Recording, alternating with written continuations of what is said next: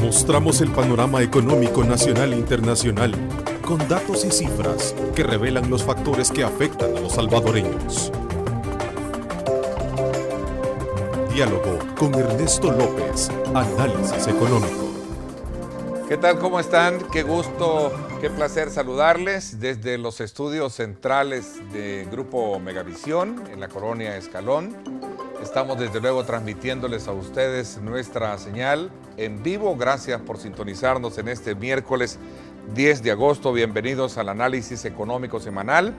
Estamos desde luego contentos, agradecidos con Dios Todopoderoso por darnos como siempre ese privilegio de poder ingresar hasta la intimidad de sus hogares. Esta mañana en nuestro análisis me acompaña un selecto panel de economistas con quienes debatiremos el ritmo de crecimiento económico que lleva el país versus los fondos como públicos, cómo se manejan y sobre todo también en el momento en que se están llevando a cabo una serie de cuestionamientos a la función pública por la falta de austeridad en algunas formas de cómo se administran nuestros recursos. Y aprovecho también para enviar un saludo anticipado a todos los economistas de nuestro país y a aquellos que nos ven fuera de nuestras fronteras que el día de mañana pues celebran su día. Así es que desde ya pues muchas felicidades para todos los economistas. Y hablando de ellos, pues saludo a nuestros buenos amigos Alberto Arene. Gracias por acompañarnos, Alberto. Buenos días a toda la audiencia. Gracias por esta invitación. Saludo también al economista Rommel Rodríguez, investigador del área macroeconómica y desarrollo de FUNDE. Gracias por acompañarnos. Gracias por la invitación, Manuel, y un saludo a los colegas economistas en esta semana. Así es, en efecto. Quiero saludar también al presidente del Colegio de Profesionales en Ciencias Económicas, Colproce, al doctor Alfonso Boitia. Gracias por acompañarnos. Bueno, muchas gracias por la invitación y saludos a todos los economistas en su día. Bueno, en los últimos días el uso indebido de los recursos del Estado ha generado una serie de críticas. Hablamos del caso en particular del diputado David Reyes con un vehículo oficial en otras funciones.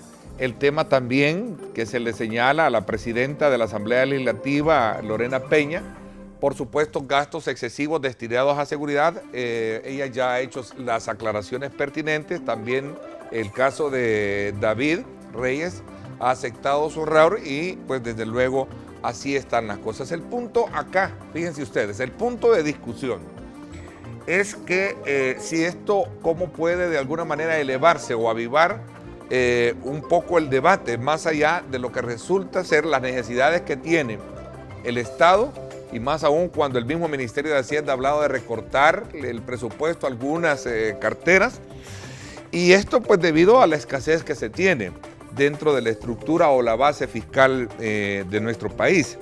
Incluso el titular habla de una política de austeridad también que debe de ir acompañada de medidas más fuertes contra la evasión fiscal, tema que por cierto esta semana criticó Fusades al considerar que la ley que estudia la Asamblea Legislativa para cobrar deuda tributaria contiene abusos contra los morosos.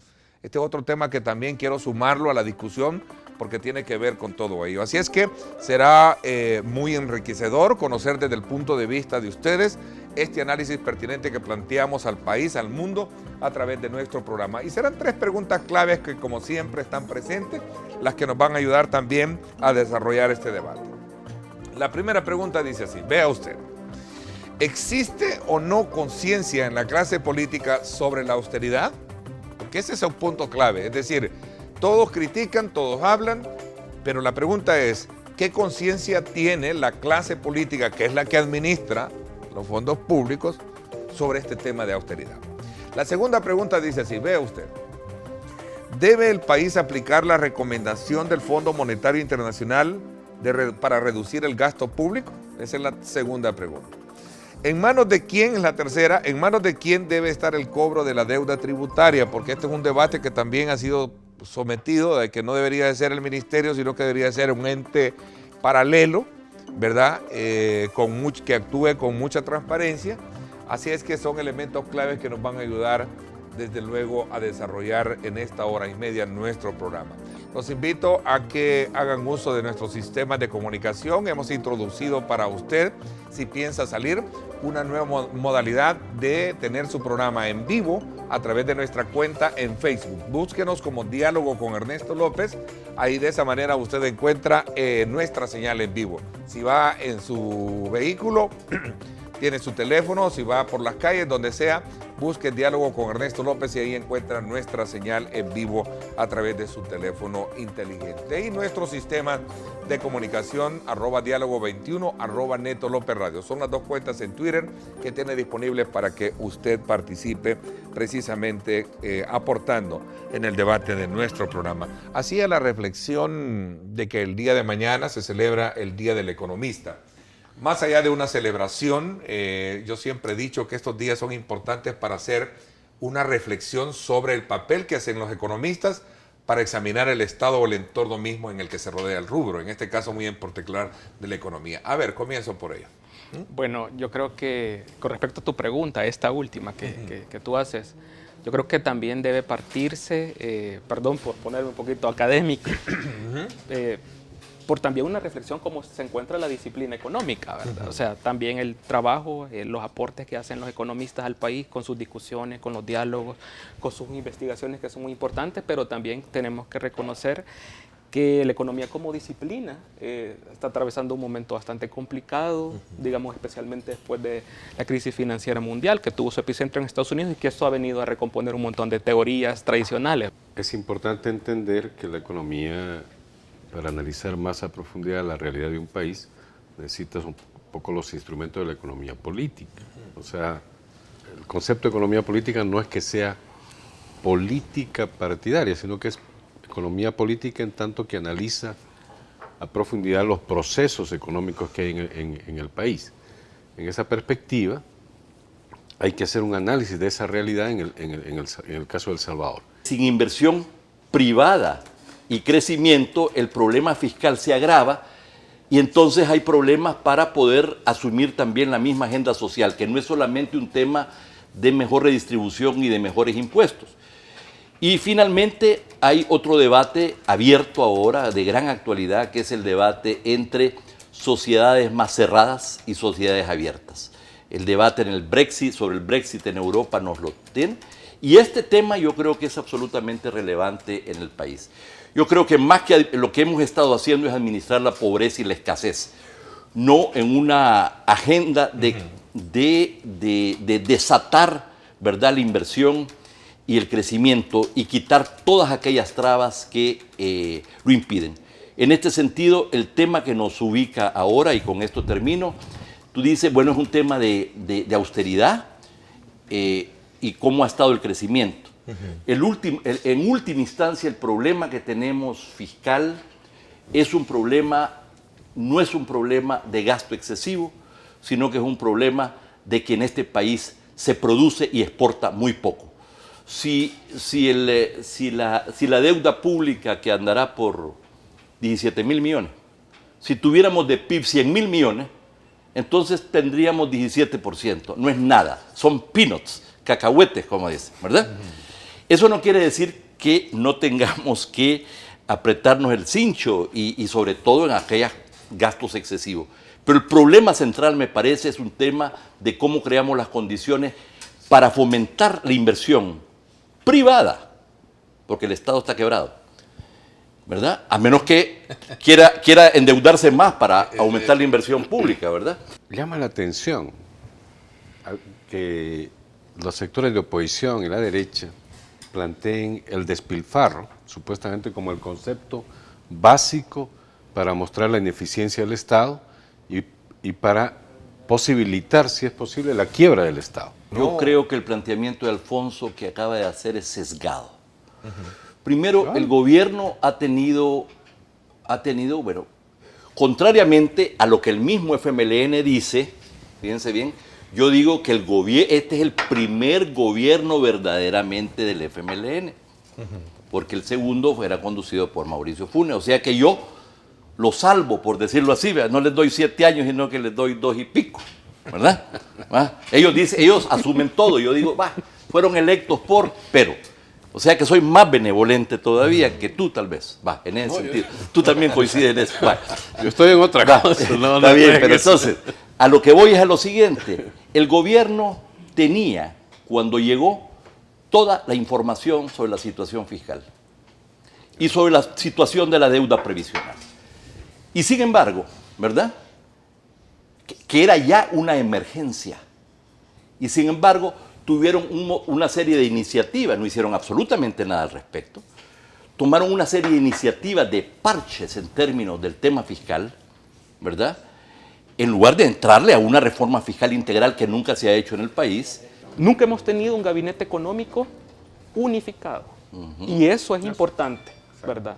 En el gobierno anterior teníamos un gabinete que tenía una visión por el lado de Hacienda y por otro lado la Secretaría Técnica, ¿verdad? Ahora tenemos un gabinete que tiene una visión Hacienda, Secretaría Técnica y el Banco Central de Reserva. Al año, 18 directivos de la Asamblea Legislativa gastan 68.652 en combustibles. Yo me pregunto, o sea, y que no tienen su salario, que no tienen sus propios vehículos y que no les pagan por. Bueno, eso por un lado. Y los viene Land Cruiser. Viene la prensa gráfica en igualmente titula combustible para los directivos del Congreso superan al que usan cuerpos de socorro. Imagínate que los cuerpos de socorro, que son los que andan en la calle sirviéndole al salvadoreño de a pie, no tienen combustible. Esto me lleva a la primera pregunta. ¿Existe o no conciencia en la clase política sobre la autoridad? No, es clarísimo, no. Y no es un tema del gobierno solamente, es un tema de la Asamblea Legislativa, probablemente también en la Corte Suprema de Justicia en su conjunto, ¿verdad? En muchas instituciones autónomas. Es un tema generalizado. Este país no entiende.